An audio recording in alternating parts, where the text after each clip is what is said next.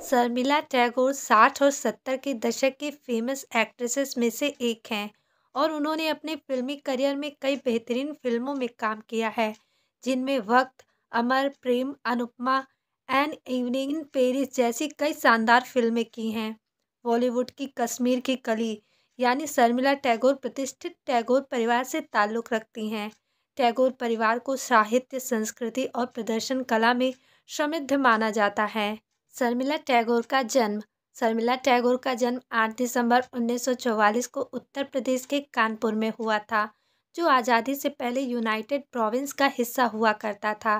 पिता गितेंद्र Nath Tagore British India corporation में general manager थे और माँ ईरा टैगोर हाउसवाइफ थी, जो एक असमिया परिवार से आई थी।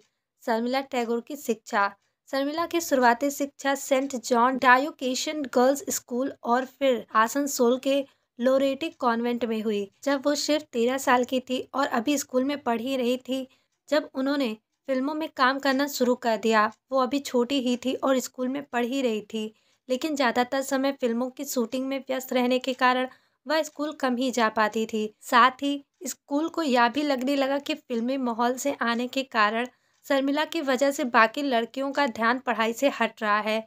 उनकी वजह से स्कूल का माहौल ख़राब हो रहा है। स्कूल वालों ने शर्मिला के पिता से कहा कि वह अपनी बेटी को स्कूल न भेजें।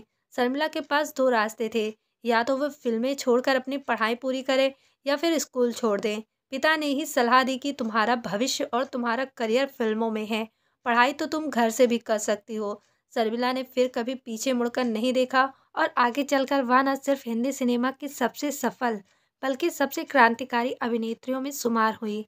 शर्मिला टैगोर का फिल्मी करियर हिंदी फिल्मों में उनके करियर की शुरुआत 1964 में बनी फिल्म कश्मीर की कली के साथ हुई।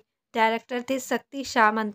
पहली ही फिल्म सुपरहिट रही। फिर उन्होंने यश चोपड़ा के साथ फिल्म वक्त में काम किया और वह भी सुपरहिट रही।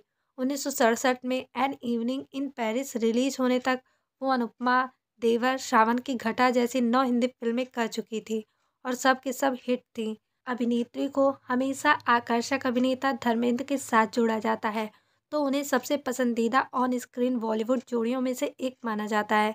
सिल्वर स्क्रीन पर शर्मिला टैगोर और धर्मेंद्र की जोड़ी जादुई से कम नहीं थी, जिसने ऐसे क्षण पैदा किए जिन्होंने फिल्म प्रेमियों के दिलों पर एक अमिट छाप छोड़ी। घर का किराया भरने के लिए की फिल्में शर्मिला टैगोर के करियर में दाग, चुपके चुपके, मौसम और बेशरम जैसी कुछ हिट फिल्में हैं, लेकिन किसी जमाने में उन्होंने भी गरीबी का मुंह देखा। एक इंटरव्यू में एक्ट्रेस ने अपने शुरुआत दौर को याद किया।